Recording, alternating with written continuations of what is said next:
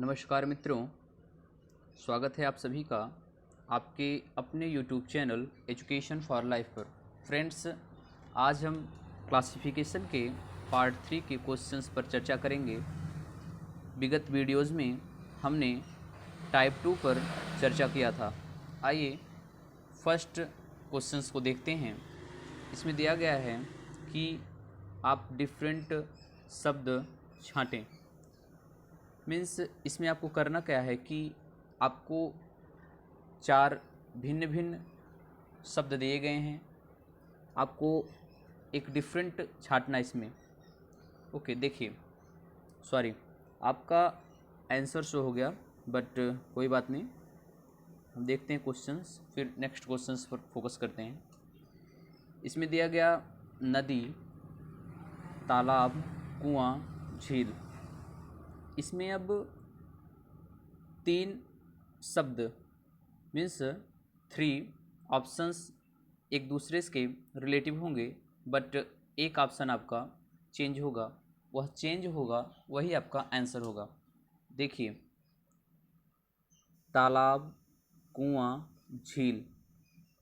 ठीक, तालाब को आपने देखा होगा कि तालाब का जो जल होता है वह स्थिर होता है, मीन्स स्थिर अवस्था में होता है, वह गति नहीं करता है।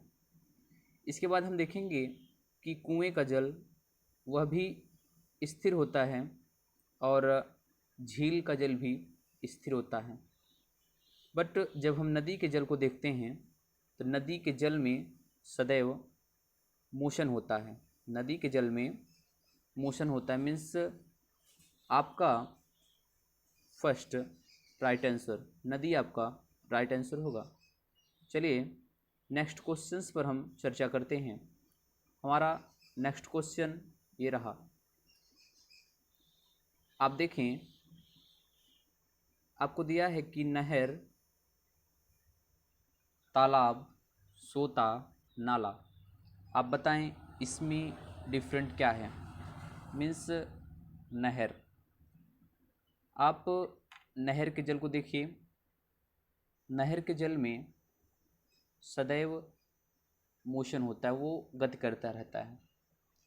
इसके बाद तालाब का जल आप देखेंगे, सोता और नाला। सोता मीन्स होता है जल का स्रोत। मीन्स आपने देखा हो कि जब किसी स्थान पर जल की खुदाई के लिए कोई यंत्र लगाया जाता है, वहाँ से जब जल का प्राकट होता है, मीन्स जल जब वहाँ से निकलना प्रारंभ होता है, उसी को सोता कहते हैं। सोता मीन्स हम कह सकते हैं कि स्रोत। स्रोत किसी का हो सकता है, तेल का, पानी का या अदर। तो सोता के जल में भी मोशन होता है, नहर के जल में मोशन होता है, नाले के जल में मोशन होता है, बट तालाब का जल स्थिर अवस्था में होता है। इसलिए तालाब का जल हमारा राइट आंसर होगा। तालाब का जल स्थिर अवस्था में होता है। ओके, आइए नेक्स्ट क्वेश्चंस पर फोकस करते हैं। चलिए देखिए, नेक्स्ट क्वेश्चंस पर चर्चा करते हैं। आपको दिया गया कि फर्स्ट ऑप्शन नदी, सेकंड नाला, थर्ड तालाब, फोर्थ समुद्र। आपको एक डिफरेंट ऑप्शन प्रोप्रिएट करना है, मीन्स चिन्हित करना है। ओके, देखिए, यहाँ हो गया आपका नदी। ओके, नदी, सेकंड आपका नाला, फोर्थ ऑप्शन थर्ड तालाब, फोर्थ समुद्र।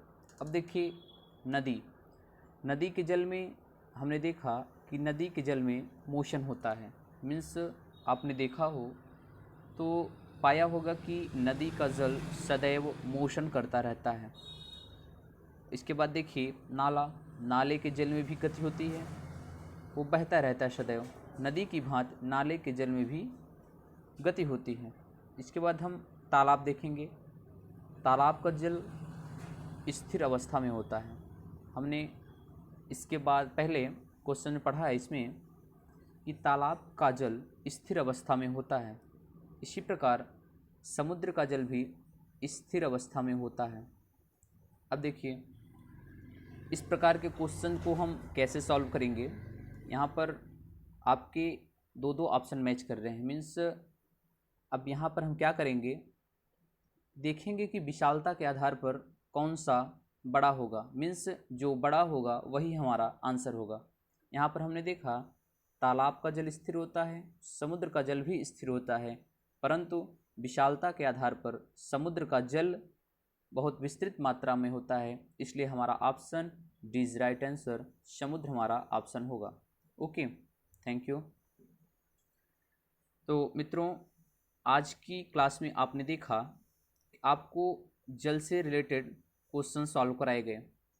आगे की नेक्स्ट वीडियोज़ में आपको क्लासिफिकेशन से रिलेटेड और टॉपिक कराए जाएंगे। तब तक के लिए आप लोग एजुकेशन के साथ लगातार अध्ययनरत रहें, अपने शिक्षा को बढ़ाते रहें। Thank you, thanks a lot, God bless you dear.